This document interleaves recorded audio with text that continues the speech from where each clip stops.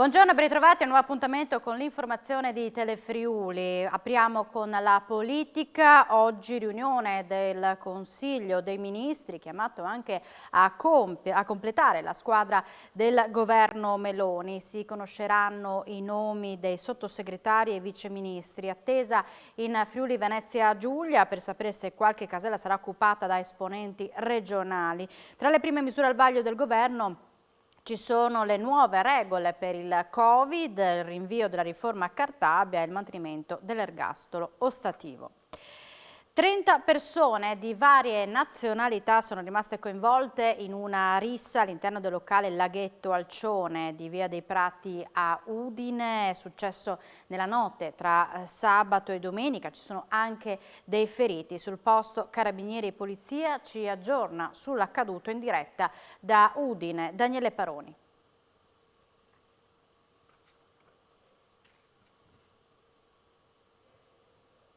Vediamo se è pronto in collegamento. Sì, a te Daniele, buongiorno. Buongiorno Alexis, buongiorno ai telespettatori e alle telespettatrici. Ecco, siamo proprio all'esterno del locale Laghetto Alcione dove poco più di 36 ore fa c'è stata una rissa che dai primi riscontri delle forze dell'ordine, in particolare della questura, avrebbe coinvolto un bel po' di persone, anche se gli accertamenti sono tuttora in corso.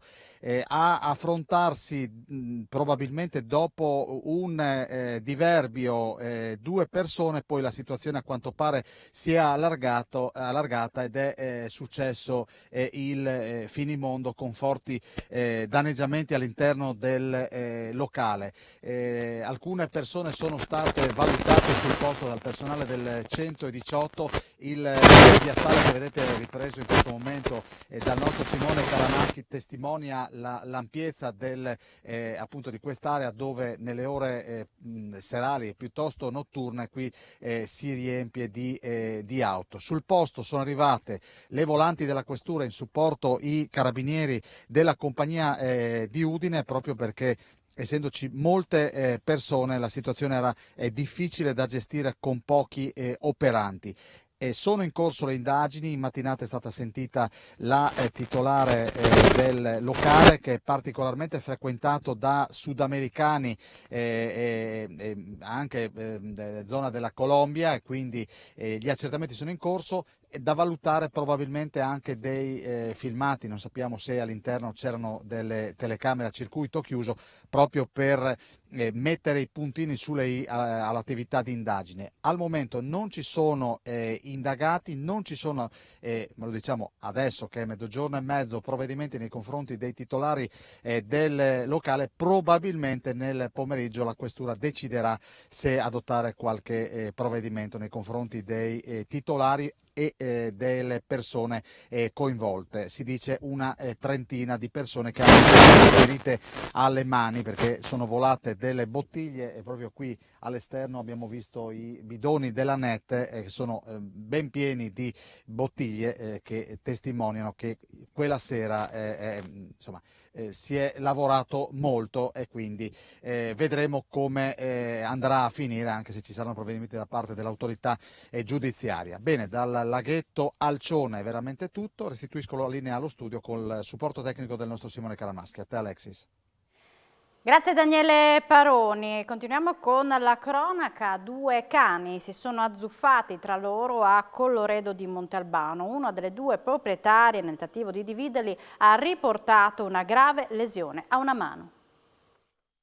2 cani si sono azzuffati nel tardo pomeriggio di ieri a Colloredo di Monte Albano. Entrambi erano a passeggio con le rispettive padrone quando improvvisamente si è verificato l'inimmaginabile. Il primo cane di grossa taglia è sfuggito al controllo della proprietaria e si è avventato contro l'altro cane di piccola taglia che era tenuto regolarmente al guinzaglio dalla proprietaria. Ne è scaturita una zuffa tremenda che la padrona dell'animale di grossa taglia ha cercato di sedare frapponendosi tra i 2 animali. È stato proprio il suo cane però a morderla alla mano destra, procurandole una grave lesione al pollice. È stata soccorsa tempestivamente dall'equipaggio di un'ambulanza inviato sul posto dagli infermieri della Sores. È stata subito condotta all'ospedale di Udine, dove è stata sottoposta a un delicato intervento chirurgico. Sul posto sono intervenuti i carabinieri del radiomobile insieme a personale veterinario. I militari stanno svolgendo gli accertamenti del caso, così da individuare eventuali responsabilità. Al momento non sono state esporte querele di parte. È stato il tempestivo intervento delle volanti della questura di Pordenone ad evitare che questa mattina una donna affetta da disturbi psichici si lanciasse dalla nuova passerella ciclopedonale di Viale Venezia lungo la Pontebana. Gli agenti, trovando le giuste parole, sono riusciti a far desistere la donna dal compiere quel gesto estremo. Ci sono voluti 10 minuti per convincerla, dopodiché è stata affidata alle cure del personale del 118 giunto sul posto con un'ambulanza. Sono riprese questa mattina all'alba le operazioni al porto canale di San Giorgio di Nogaro, dove nella notte sono state sversate sostanze inquinanti. La situazione, verificatasi nell'area della Ussacorno, era stata segnalata attorno alle 2:30, quando era anche stato avvertito nell'area un forte odore di gasolio. Sono intervenuti i volontari della squadra comunale di protezione civile di San Giorgio di Nogaro, sono stati allertati dai militari della Capitaneria di Porto che hanno raggiunto il luogo in cui era stato segnalato l'inquinamento. Sono subito state posizionate in acqua 6 panne per contenere lo sversamento, delimitando una superficie di 50 metri per 50. Sul posto sono arrivate anche vigili del fuoco del distaccamento di Cervignano del Friuli. Le operazioni, sospese dopo alcune ore, sono riprese questa mattina all'alba per comprendere la gravità della situazione e individuare con esattezza la sostanza sversata. Rubava di notte rame in varie proprietà private, scavalcando muri e recinzioni. Una volta è caduto e si è rotto una gamba e da allora zoppica. Scoperto, era scappato in Portogallo dove chiedeva l'elemosina. Dopo 2 anni è rientrato in Italia, ma si è imbattuto in un controllo dei carabinieri del nucleo radiomobile di Aurisina.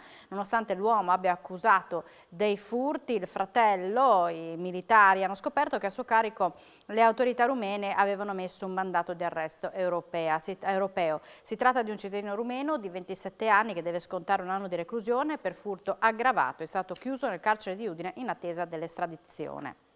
Flash mob dei collettivi studenteschi di Udine questa mattina davanti alla sede dell'ufficio scolastico regionale di Via Diaz nel capoluogo friulano. Denunciano l'assenza della politica alla quale chiedono di riformare la scuola. Il 18 novembre sarà mobilitazione a livello nazionale. Tra le richieste anche lo stop all'alternanza scuola-lavoro con il ricorso di 3 giovani vittime, Lorenzo, Giuseppe e Giuliano. Diritto allo studio, benessere psicologico dei ragazzi, tutela delle persone transgender, maggiore rappresentanza degli studenti e stop all'alternanza scuola-lavoro. Sono i 5 fronti rispetto ai quali diverse realtà studentesche del territorio a livello nazionale chiedono un cambio di passo. Per rivendicare la necessità di una riforma della scuola hanno organizzato per il 18 novembre una mobilitazione in tutta Italia che interesserà anche Trieste e che questa mattina ha avuto un'anteprima a Udine. Un gruppo di studenti ha organizzato un flash mob di fronte alla sede del capoluogo friulano dell'ufficio scolastico regionale in Via Diaz. I ragazzi denunciano l'assenza della politica che, dicono, non solo non dà risposte, ma nemmeno ascolta il mondo della scuola. Con megafoni e striscioni, il Movimento Studentesco per il Futuro, Unione degli Studenti, il Collettivo Studentesco Solidale e la Rete degli Studenti Medi hanno chiesto di cambiare questo stato di cose. La vostra scuola ci uccide, ora decidiamo noi. Il 18 novembre in piazza, questi gli slogan proposti. Alcuni ragazzi hanno lasciato sugli striscioni le impronte delle mani verniciate di rosso in ricordo di Lorenzo, Giuseppe e Giuliano, vittime, hanno detto, del sistema scolastico regionale.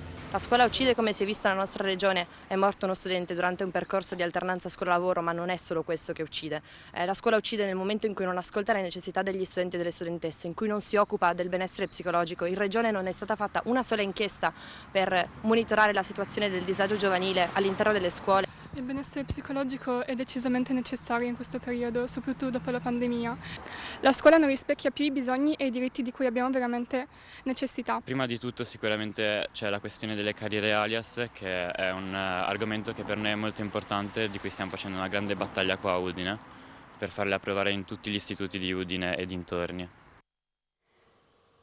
Siamo alla pagina sportiva, pari senza reti tra l'Udinese e la Cremonese, ultima in classifica, bianconeri senza vittorie da quasi un mese, contento comunque della prestazione. Mister Sottil che difende i suoi, respingendo le accuse di mancanza di furore agonistico.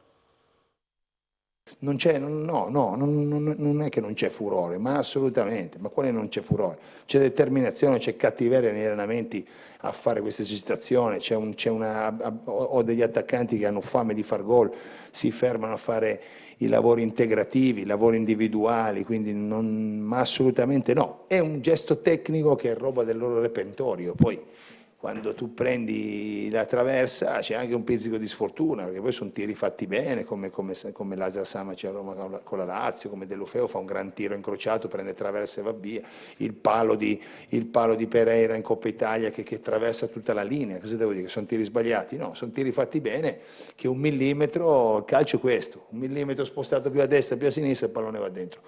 Ecco, dobbiamo stare sereni, questo sì, dobbiamo stare sereni perché stiamo facendo un gran percorso e dobbiamo continuare a lavorare come stiamo facendo. Io sono convinto che con un pizzichino, ecco, questo sì, un pizzichino più di lucidità, no? Non avere, questo sì, magari la fretta di concluderla subito, no? Di avere, è come uno che vuole fare tutto subito e veloce, alle volte fare tutto subito e veloce ti incappi in qualche errore.